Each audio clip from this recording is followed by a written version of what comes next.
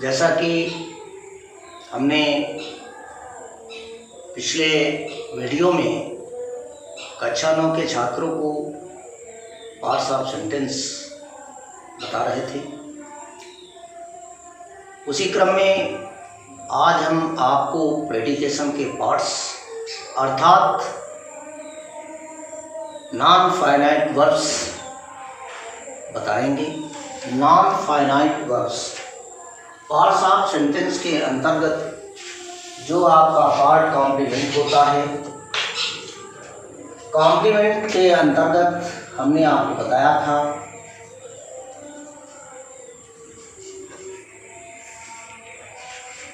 कि ये दो रूपों में पार्ट्स ऑफ स्पीच में से नाउन कॉम्प्लीमेंट, नाउन फ्रेज के रूप में कॉम्प्लीमेंट,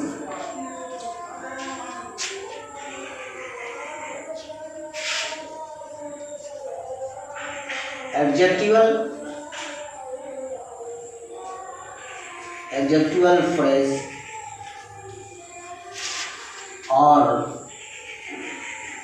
एडवर्बियल के रूप में कॉम्प्लीमेंट रखा जाता है।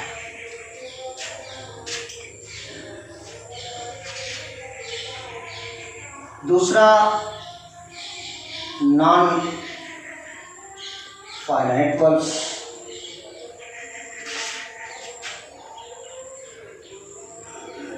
नॉन फाइनाइट वर्ब्स के अंतर्गत जीवन, इनफाइनाइटिव और पार्टिसिपल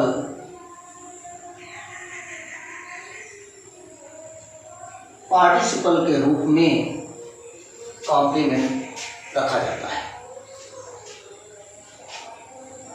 पहले पार्ट्स ऑफ स्पीच के रूप में हम आपके सामने कुछ एग्जाम्पल रख रहे हैं। जैसे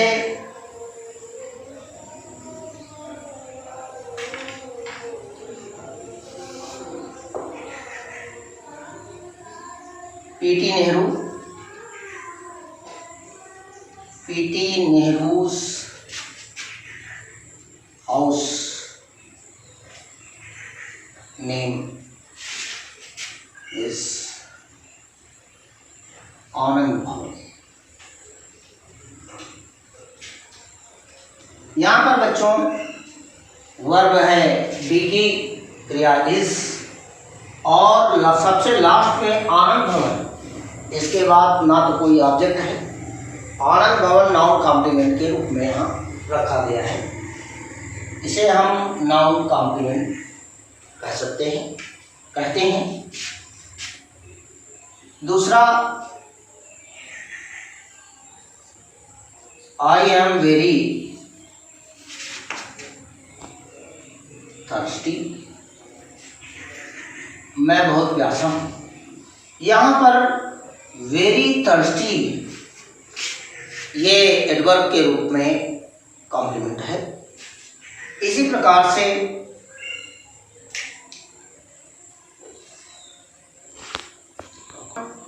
फाइनाइट वर्ब्स का भी प्रयोग नॉन फाइनाइट वर्ब्स का प्रयोग हम कॉम्प्लीमेंट के रूप में करते हैं। और जैसा कि अभी हमने बताया है कि नंबर 1 जीरन का प्रयोग कैसे करते हैं। जीरन वर्ब की बेस फॉर्म अर्थात फर्स्ट फॉर्म में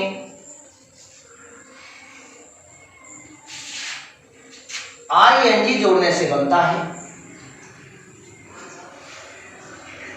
और इसे प्रेजेंट पार्टिसिपल फॉर्म भी कहते हैं।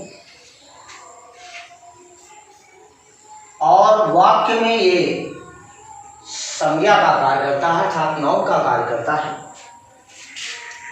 इसलिए इसकी हम डिफिनेशन भी दे सकते हैं।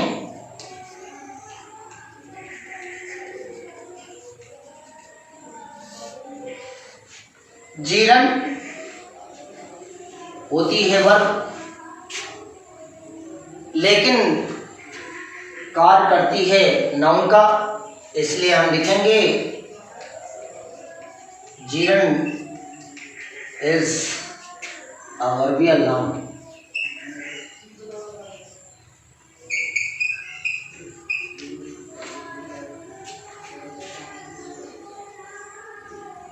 जैसे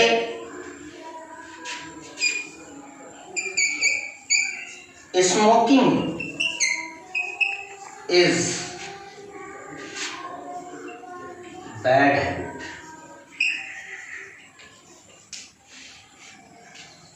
अथवा smoking is injurious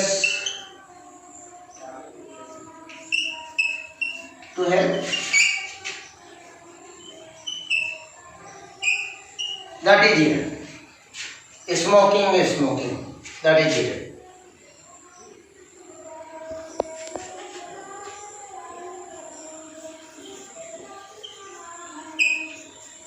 Drinking milk is good for health.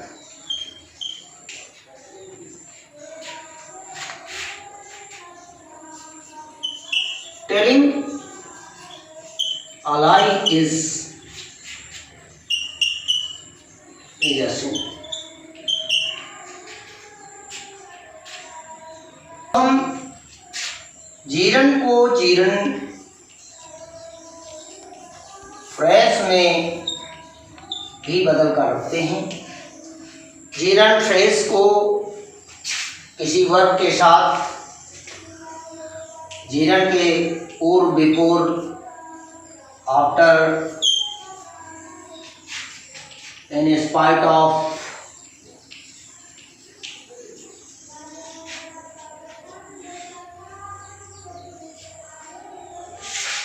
Due to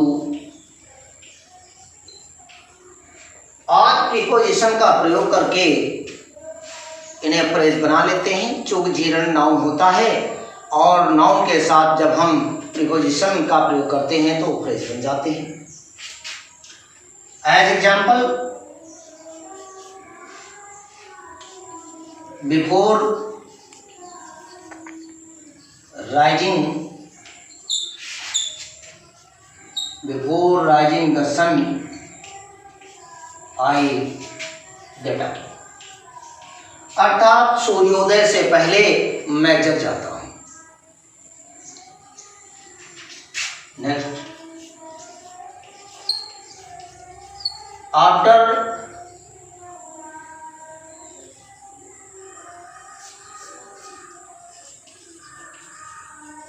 taking exercise my father reads the newspaper.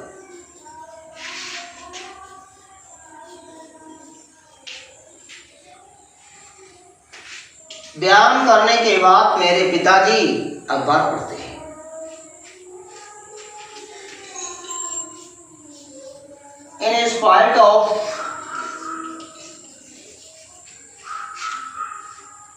In spite of being ill,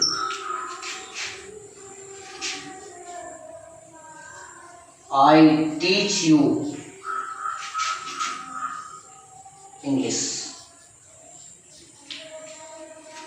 बच्चों, बीमार होने के बावजूद भी मैं आपको अंग्रेजी पढ़ाता हूं।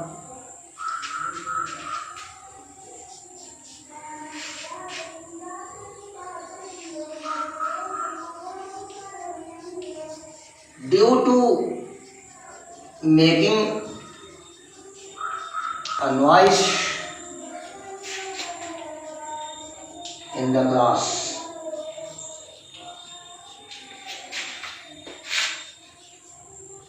Raju is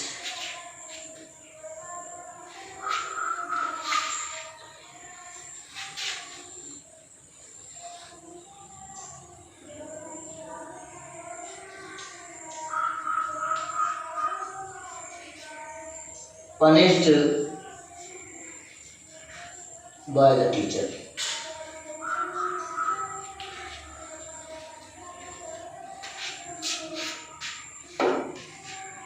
कक्षा में शोरगुल करने के कारण राजू को अध्यापक के द्वारा पीटा जाता है।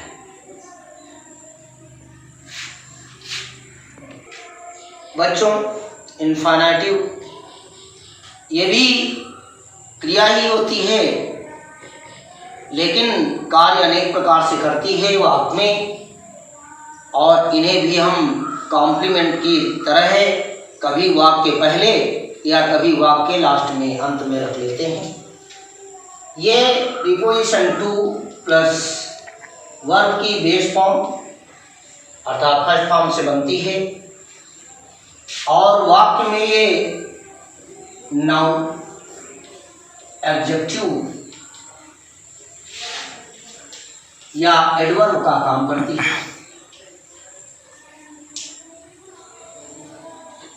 कॉम्प्लीमेंट के रूप में इसे रखा जाता है।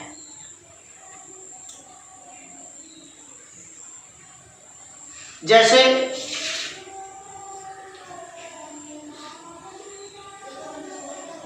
To take his gun, the hunter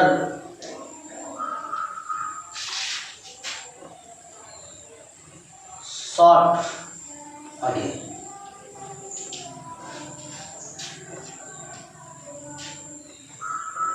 अर्थात अपनी बंदूक उठाकर शिकारी ने एक हिरन को मार दिया।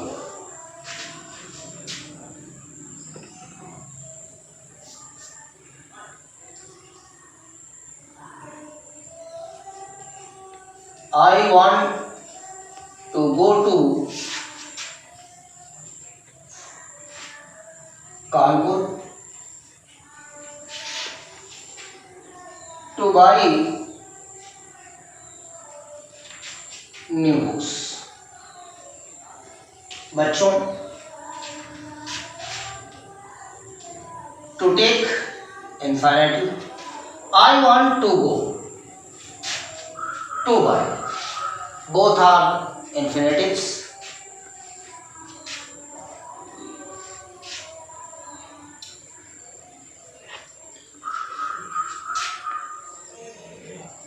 My mother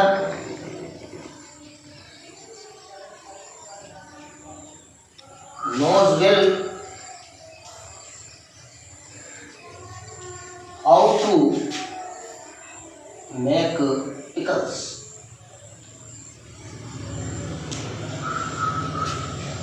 मेरी माँ अचार बनाना भली भांति जानती है। यहाँ पर टू मेक इंफिनिटिव। कॉम्प्लीमेंट के अंतर्गत तीसरा जीरेंट इंफिनिटिव के बाद पार्टिसिपल तीन प्रकार का होता है। हमने पिछले वीडियो में आपको बताया भी था।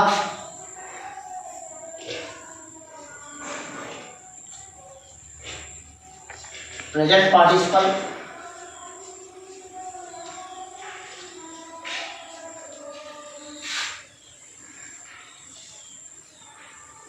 पास्ट पार्टिसिपल,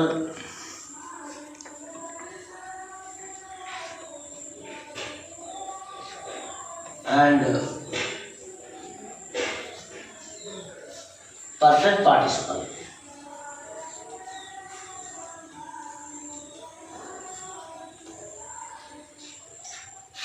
इस प्रकार से मैं आपको बता दूं, पार्टिसिपल भी एक वर्ब ही होती है, जैसे कि प्रेजेंट पार्टिसिपल जीरन की भांति वर्ब की फर्स्ट फॉर्म अर्थात बेस फॉर्म में ING जोड़ने से बनता है और ये वाक्य में एडजेक्टिव का कार्य करता है। इसी प्रकार से पास्ट पार्टिसिपल ये वर्ब की थर्ड फॉर्म से बनता है और वाक्य में ये भी एडजेक्टिव का काम करता है। और इसी प्रकार से परफेक्ट पार्टिसिपल ये हैविंग प्लस वर्ब की थर्ड फॉर्म से बनता है और ये भी वाक्य में एडजेक्टिव का कार्य करता है।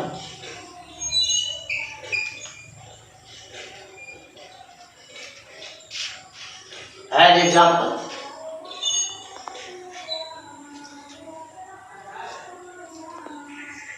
she came here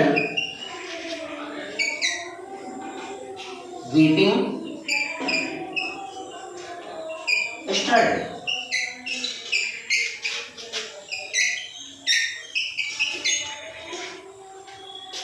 वह कल यहाँ रोते हुए आई थी, अर्थात वीपिंग प्रेजेंट पार्टिसिपल है।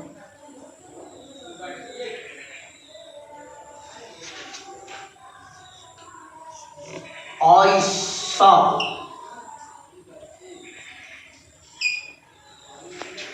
a dead body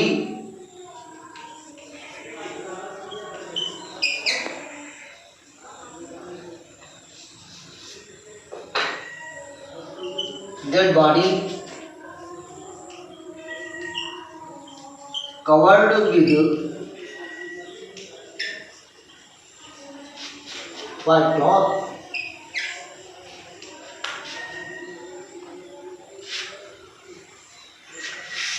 मैंने सफेद कपड़े से ढकी हुई एक लाश देखी। That is covered. ये बच्चों यहाँ पर पास्ट पार्टिसिपल का बोध कराता है। And having risen the sun,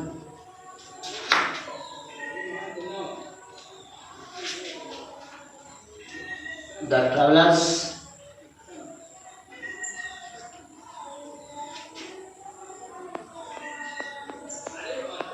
started a journey.